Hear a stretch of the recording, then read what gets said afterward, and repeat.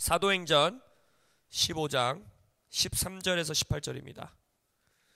사도행전 15장 13절에서 18절.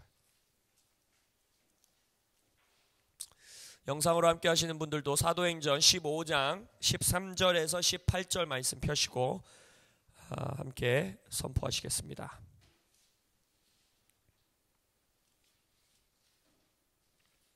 교회사 가운데에 너무너무 중요한 성경장입니다. 사도행전 15장 13절에서 18절 다 피셨으면 저와 함께 한 목소리로 합독하시겠습니다. 시작. 말을 마침에 야고보가 대답하여 이르되 형제들아 내 말을 들으라. 하나님이 처음으로 이방인 중에서 자기 이름을 위할 백성을 취하시려고 그들을 돌보신 것을 시므온이 말하였으나 선지자들이 말씀 이와 일치하도다. 기록된 바 이후에 내가 돌아와서 다윗의 무너진 장막을 다시 지으며 또 그 허물어진 것을 다시 지어 일으키리니 이는 그 남은 사람들과 내 이름으로 일컬음을 받은 모든 이방인들로 주를 찾게 하려 함이라 하셨으니 즉 예로부터 이것을 알게 하시는 주의 말씀이라 함과 같으니라. 아멘. 오늘 이 본문 말씀으로 여러분들과 계속해서 우리 교회의 가장 중요한 기둥 중에 하나인 프레젠스, 주님의 임재 시리즈 나누면서 제목은 교회를 세우는 다윗의 장막 재건, 교회를 세우는 다윗의 장막 재건이라는 말씀으로 여러분들과 오늘 말씀 선포하겠습니다. 이 사도행전 15장은요 교회의 역사 가운데, 교회사 가운데에 어마어마한 너무나 중요한 사건이 기록되어 있는 성경장입니다. 오순절 사건을 통하여서 성령이 불과 같이 임재하시고, 그래서 다락방에서부터 이제 교회라는 공동체가 출산됩니다. 그래서 이곳저곳에서 이제는 교회들이 터져 나오고 개척되어지고 사람들이 모이고 함께 모여 떡을 떼고 주님의 이름을 칭송하고 높이고 하는 그러한 교회 공동체가 탄생한 이후에 이제 이 15장에 이르를 때쯤 되면 이제 약 10년이 지난 후입니다. 10여 년이 지난 후에 이제 교회 가운데에 큰 문제가 하나가 대두가 됩니다. 그것이 뭐냐면 이방인의 구원받는 숫자가 어마어마하게 증가하면서 지금까지는 구원받은 유대인들을 중심으로 교회라 생각해왔던 그들의 교회의 모습, 교회의 본질, 교회의 문화, 이런 것들이 이방인의 구원받는 숫자가 계속 증가되면서 그것에 영향이 끼쳐지기 시작한 거예요. 이때까지만 하더라도 구원받은 이방인들은 교회라는 공동체 안에 온전히 함께하기 위해서는 그들이 비록 유대인은 아니었으나 유대인들의 가지고 있었던 율법들을 준수함으로써 그 교회에 함께하게 됩니다. 할례를 받았어야 되고, 물론 그 할례를 받지 않고 유대인의 절기를 지키지 않는 채로 크리스찬이라고 하는 교회 공동체 안에 소속되어 있는 예수를 믿는 자들이 있었으나 그곳에는 차별이 있었어요. 차등이 있었습니다. 그래서 이제 유대인들의 구원받는 숫자가 너무 많이 증가가 되니까 오늘 본문 사도행전 15장의 이 문제에 대해서 해결하고 토론하고 하나님의 음성을 듣기 위해서 사도들을 중심으로 교회의 리더들이 교회 역사 가장 처음으로 컨퍼런스를 개최하게 되는 겁니다. 그것이 너무나도 유명한 예루살렘 공회, 예루살렘 회의라는 이제 컨퍼런스가 개최된 거예요. 여러분들이 지금 우리가 이방인 우리로서 교회로서 생각했을 때 이방인 구원이 뭐가 그렇게 큰 문제인가? 라고 생각하실 수 있으나 이것은 단순한 문제가 아니었습니다. 왜냐하면 이방인의 문제는 이방인이 구원받아 그리스도인이 되고 교회가 이방인이 교회로서 들어온다라고 하는 것은 교회의 정의 자체를 뒤바꿔버리는, 그때 당시에 교회가 무엇인가라는 질문에 대한 답을 완전히 뒤바꿔버리는 어마어마한 문제였던 것입니다.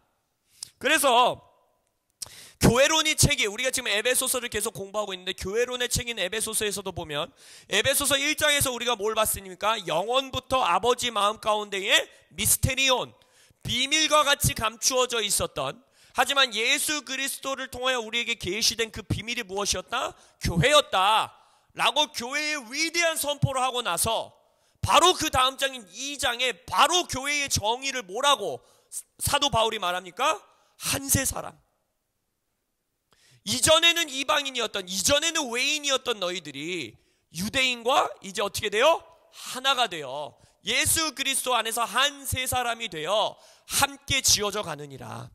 함께 지어져 뭘로 지어져 가요? 주님이 거하실 처소로 지어져 가느니라. 그래서 사도 바울도 교회의 정의를 가장 먼저, 교회의 핵심을 가장 먼저 말하는 게 뭐예요? 이방인과 이스라엘이 하나 되었다.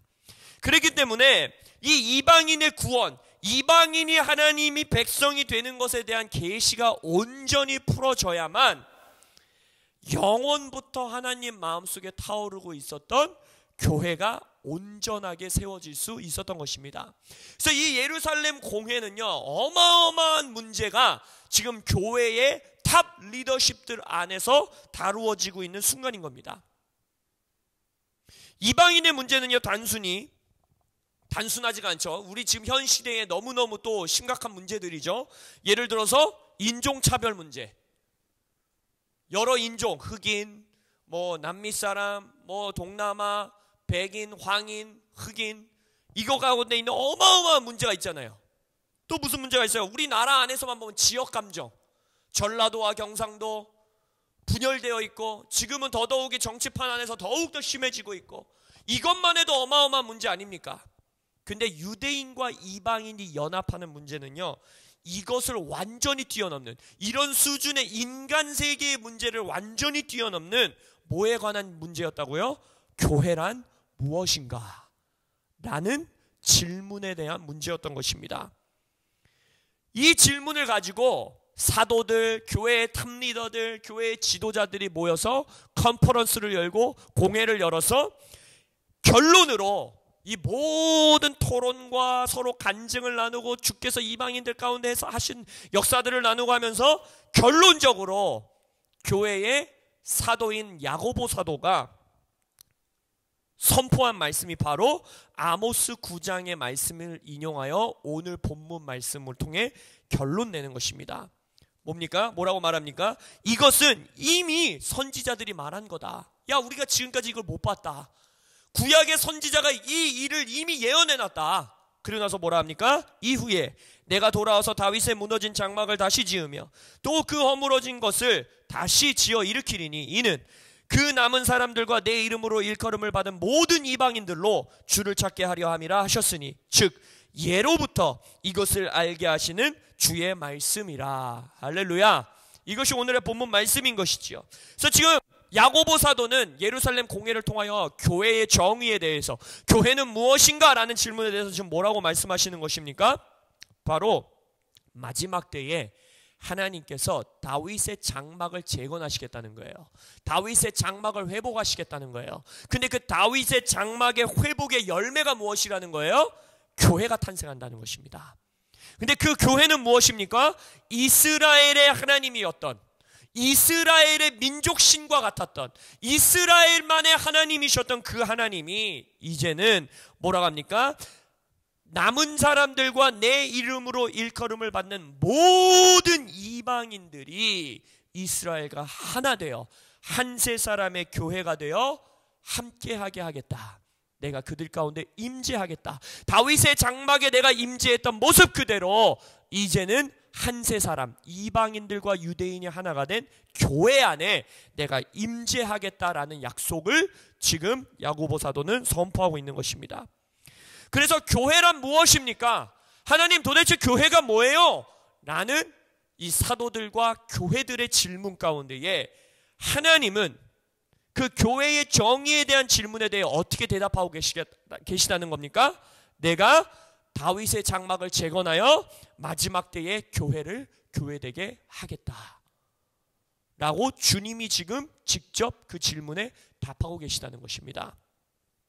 그렇다면 이 시대에 다윗의 장막을 우리 안에서 회복하고 재건하는 일은 교회의 사활이 달린 문제인 것입니다. 모든 교회가 다윗의 장막을 마지막 때에 재건하는 일은 하나님이 이 땅 가운데 교회를 교회되게 하시겠다라는 주님의 열정을 향한 우리의 응답인 것입니다. 다윗의 장막을 회복하셔서 이방인들을 이제는 구원받게 하셨다고 하신 하나님이 이 마지막 때에는 이방인들 안에서 다윗의 장막을 회복하여 뭐라고 하셨어요? 유대인들과 이스라엘이 질투케 하여 시기케 하여 이제 마지막 때에 정말로 이스라엘과 이방 교회가 하나 되는 진정한 교회를 주님께서 이 땅 가운데 세우실 것입니다. 그래서 우리에게, 교회에게 있어서 우리 안에, 우리 교회 안에 이 땅 가운데 다윗의 장막을 재건하고 회복하는 것이 어떤 의미이고 우리가 어떻게 해야 하는지를 깨닫고 행하는 것은 우리 교회의 존재 목적이요 너무나도 중요한 일인 것입니다. 그래서 오늘 말씀을 통해 여러분들과 나눌 것은 다윗의 장막에 관한 말씀이에요. 우리가 이 땅 가운데 우리 교회 공동체 안에서 세워야 되고 회복해야 되는 다윗의 장막은 무엇이며 그것은 어떤 의미인가. 그래서 우리가 오늘 다윗의 장막의 회복에 대해 들여다볼 두 가지 핵심이 있습니다.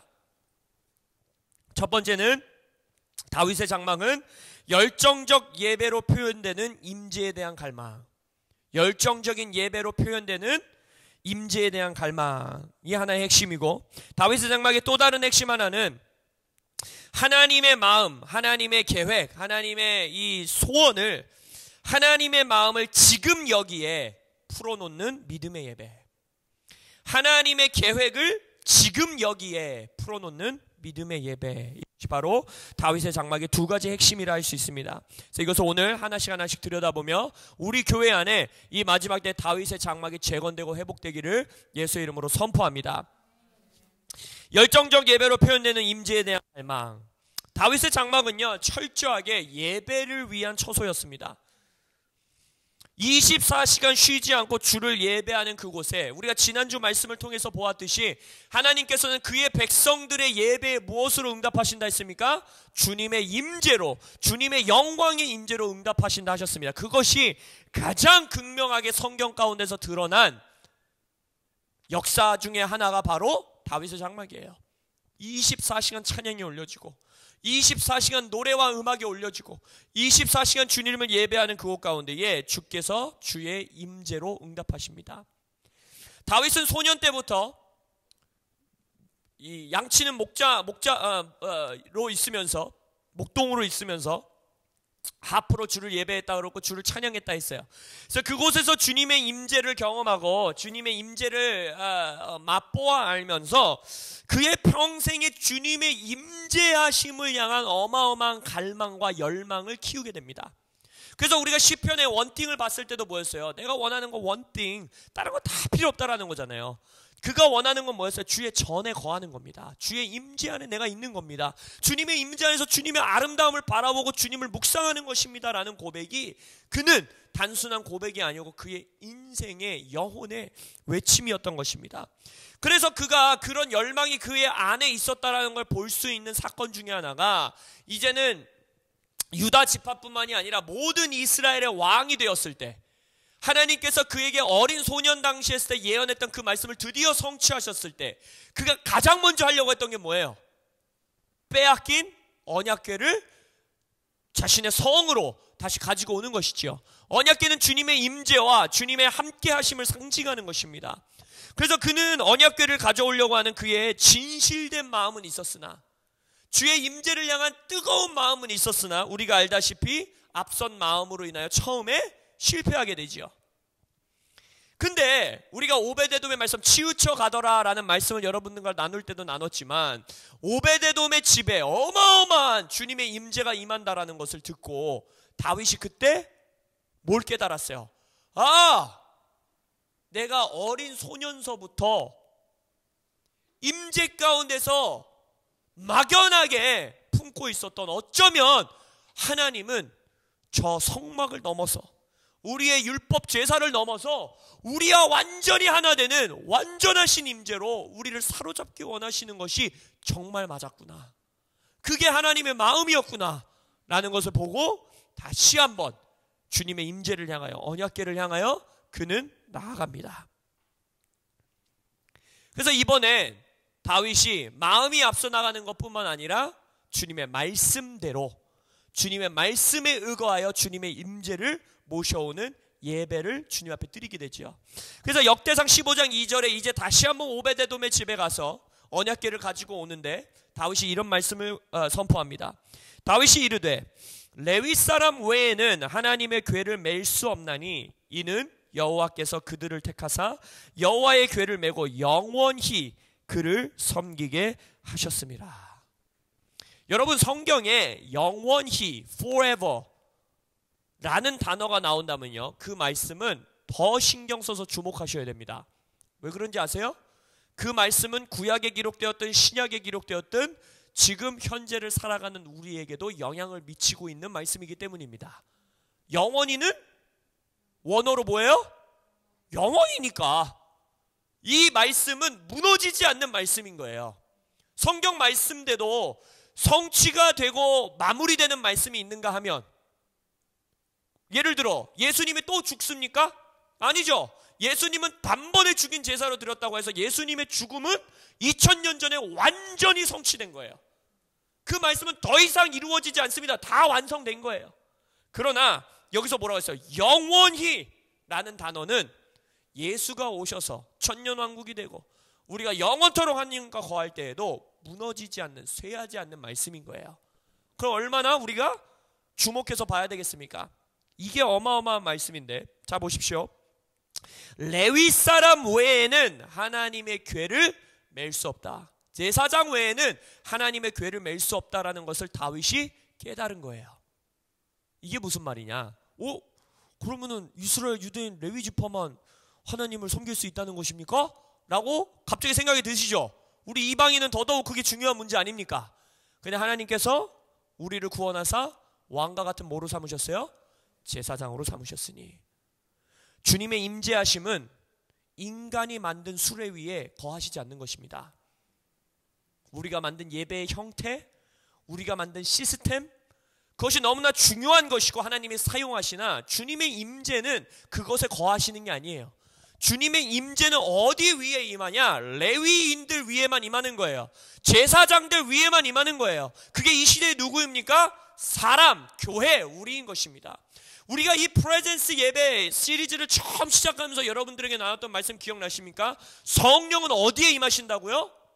예수의 몸 위에 임한다고요. 예수의 몸이 누굽니까? 교회라고요. 교회는 또 누구입니까? 왕과 같은 제사장인 것입니다. 우리가 제사장 되었기 때문에 주님의 임재가 이제는 우리 위에, 우리 안에 거하실 수 있는 거예요. 다윗이 이것을 온전히 깨달았기 때문에 그의 모습도 어떻게 바꿉니까? 처음에 다윗이 언약궤를 가지러 갈 때에는 말을 타고 왕으로서 위엄 있게 나아갔지요. 근데 역대상 15장에서 이제는 무엇을 입고 나아갑니까?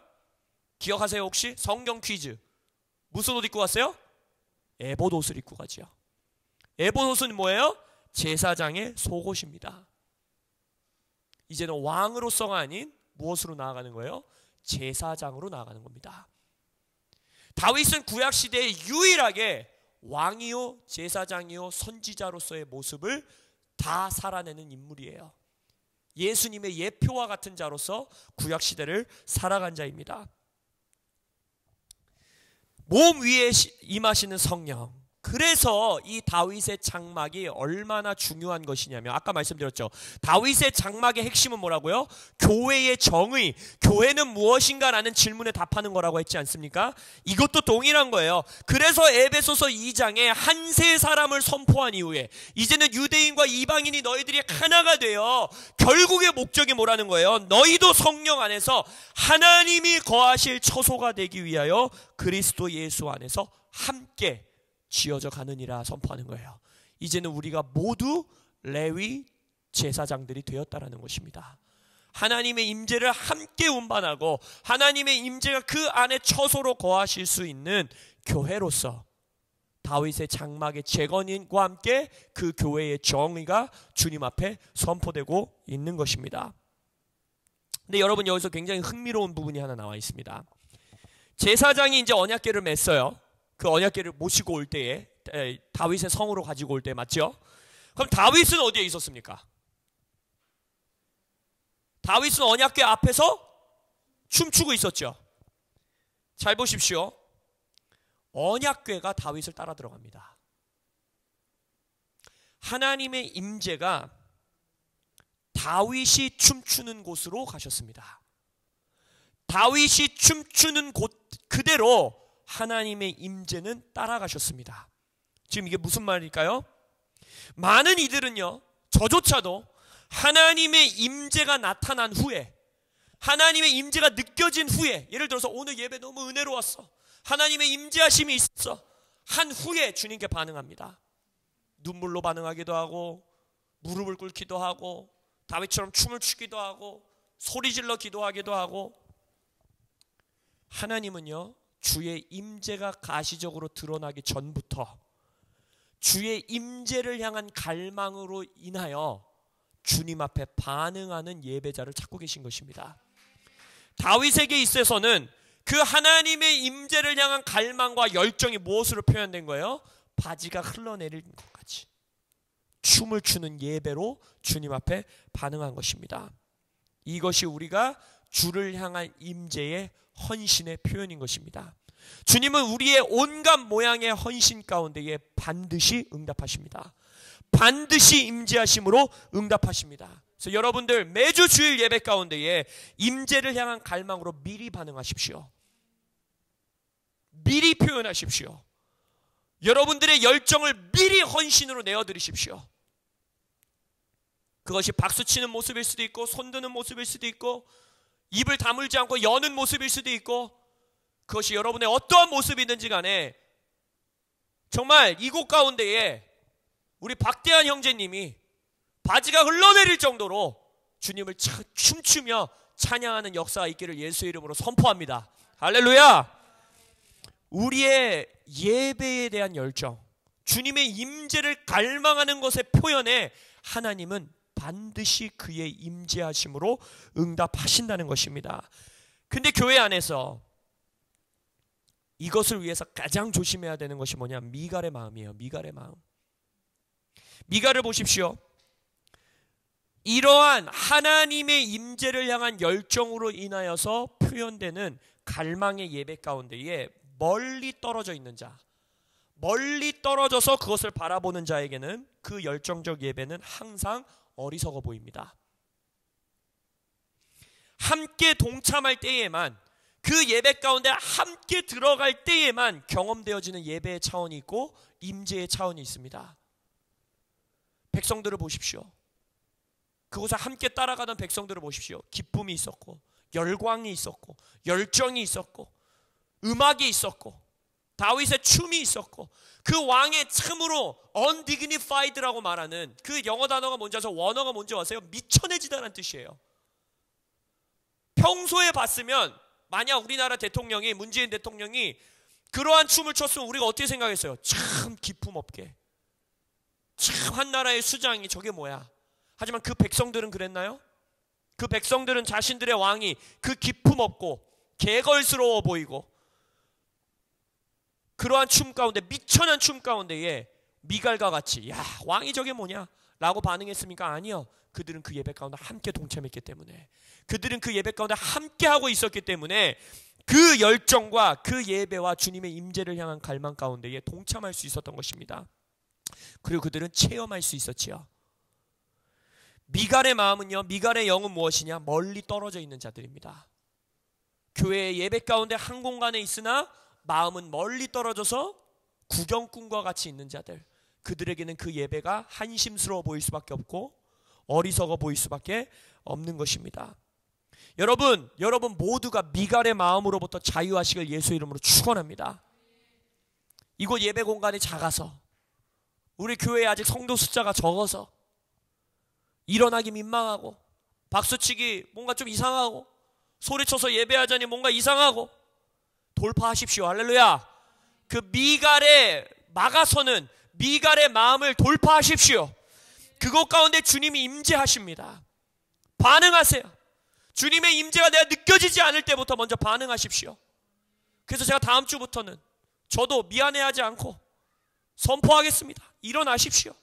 예배 가운데 박수 치세요. 물론 제가 강요하진 않아요. 막 가가지고 막 잡아 끌어올리고 막 이러진 않습니다. 그러나 저는 여러분들의 리더로서 주님의 임재 가운데 여러분들을 함께 데려가야 되는 책임이 주어진 자이기 때문에 우리가 미갈의 마음을 넘어서기를 예수 이름으로 축원합니다. 미갈의 마음은 핵심은 무엇이냐? 하나님의 임재에 대한 중요성과 하나님의 임재를 향한 갈망을 희석시킵니다. 저 정도까지 해야 돼? 저렇게까지 해야 돼? 이 정도 하면 되잖아. 주일 예배 나오고 11조 하고 성경 읽고 기도하고 그럼 됐지. 무슨 저렇게 열정적으로 예배해야 돼? 열심을 다 해야 돼? 라는 거짓, 그 거짓으로부터 우리는 온전히 자유하기를 예수의 이름으로 선포합니다. 열정적 예배를 경멸하거나 무시하고 아니면 하나님의 임재를 향한 갈망하는 마음으로 열정적 예배의 미갈과 같이 동참하지 않을 때, 잘 들어보세요. 두 가지예요. 남들이 드리고 있는, 남들이 주님 앞에 가지고 나아가고 있는 임재를 향한 갈망, 열정적 예배를 경멸하거나 무시하는 행동, 그게 미갈의 행동이죠. 또 하나는 자신조차도 그렇기 때문에 그 열정적 예배에 동참하지 않는 행동. 이 두 가지, 이 미갈의 마음의 결과는 무엇이냐, 열매는 무엇이냐? 사무엘하 6장 23절에 나와 있는 것처럼 잉태치 못함입니다. 열매 맺지 못함입니다.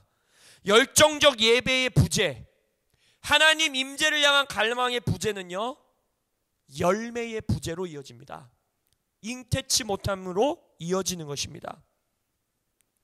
근데 이사야서 54장에 잉태치 못하는 여인에 대한 놀라운 예언 말씀이 하나 있어요. 뭐라고 기록되어 있냐? 이사야서 54장 1절에 보시면 잉태하지 못하며 출산하지 못한 너는 노래할지어다. 산고를 겪지 못한 너는 외쳐 노래할지어다. 이는 홀로 된 여인의 자식이 남편 있는 자의 자식보다 많음이라 여호와께서 말씀하셨느니라. 이 말씀을 잘 들어보셨습니까? 여러분, 우리에게 기도의 응답이 오고 난 후, 기적이 일어난 후, 역사가 일어난 후 주님을 노래하고 기뻐하고 감사하는 것은 쉽습니다. 그건 누구나 할 수 있는 일이에요. 그것도 안 하면 참 정말 불효막심한 하나님의 자식이죠. 그러지 않습니까? 근데 이 말씀은 지금 뭐라고 말하고 있습니까? 잉태치 못하는 여인, 출산하지 못하는 여인, 산고를 겪어보지 못한 여인에게 지금 뭘 명령하고 있어요? 노래하고 기뻐하고 찬양하라고 명하고 있습니다. 응답이 오지 않았는데, 아직 기적이 일어나지 않았는데, 아직 내가 기도하고 있던 일 가운데 하나님의 역사가 드러나지 않았는데 기뻐하고 찬양하고 노래하고 감사하는 것은 쉽지 않습니다. 그러나 이 말씀은 지금 뭐라고 하고 있습니까? 이런 여인의 자식이 남편 있는 여인의 자식보다 많음이라 라고 말하고 있어요. 이러한 예배에는 하나님이 반드시 응답하신다는 것입니다. 이러한 예배 가운데는 하나님이 반드시 임재하신다는 것이고, 그 임재 안에서의 결과는 뭐라는 거예요? 열매 맺는 것. 근데 그 열매도 초자연적인 열매. 잉태하지 못하는 여인이 출산하고, 출산하지 못하는 여인이 자식을 낳고, 산고를 겪어보지 못한 여인이 남편 있는 여인보다도 더 많은 자식을 얻게 되는, 여러분의 삶의 응답을 원하십니까? 여러분의 삶에 열매를 많이 맺는 삶, 예수님이 말씀하신 것처럼 열매 맺는 인생 살기 원하십니까? 응답이 오지 않았을 때 노래하십시오. 하나님의 임재의 반응이 나타나지 않을 때 먼저 반응하십시오. 그러한 자들에게 하나님은 반드시 임재하심으로 응답하십니다. 두 번째, 다윗의 장막의 핵심은 무엇이냐? 하나님의 마음을 혹은 하나님의 계획을 지금 여기에, here and now, 지금 여기에 풀어놓는 믿음의 예배라는 것입니다. 다윗의 장막의 놀라움은요, 24시간 예배가 진행됐다라는 것에 있지 않습니다. 그것도 놀랍긴 한데, 그것도 어마어마하게 놀라운 일인데, 진정으로 여러분들이 놀라 자빠져야 되는 일은 24시간 예배가, 노래가 울려 퍼졌다는 것에 깜짝 놀래야 되는 게 아니에요. 진짜 다윗의 장막을 보면서 놀래야 되는 것은 이게 불법이었다는 것입니다. 불법이었을 뿐만이 아니라 다 죽었어야 돼요. 거기 있는 사람들. 언약궤가 휘장이 없이, 가려져 있는 거 없이. 우리 그 말씀 나눴잖아요. 우리 그림 봤던 거 생각나십니까? 다윗은 여전히 율법 시대 사람입니다. 그래서 그들에게 허용되었던 주님의 퓨어한, 완전하신 주님의 임재를 상징하는 그 언약궤가 있는 지성소에 들어갈 수 있는 조건이 뭐였어요? 조건이 어마무지하잖아요. 1년에 딱 한 번 그것도 딱 한 명, 대제사장. 다른 지파 사람들은 들어가지도 못하고, 레위 지파 중에서도, 제사장 중에서도 대제사장. 그리고 또 어떻게 했어요? 막 향을 막 엄청 피워가지고 분간하지 못하게, 죄 지은 거 없이. 죽으면 어떡하나 벌벌 떨고 들어가서, 또 죄 지은 자가, 이 속죄하지 않은 자가 들어가면 어떻게 됐어요? 죽었잖아요, 실제적으로. 방울 소리가 안 들리면 어떻게 했어요? 갈고리로 그 자를 끄집어내고. 아니, 이러한 곳을 지금 언약궤를 그냥 어디 진짜 괴짝 놓듯이, 물론 괴짝 놓듯이 놓진 않았겠죠. 너무 소중하게 놨겠죠.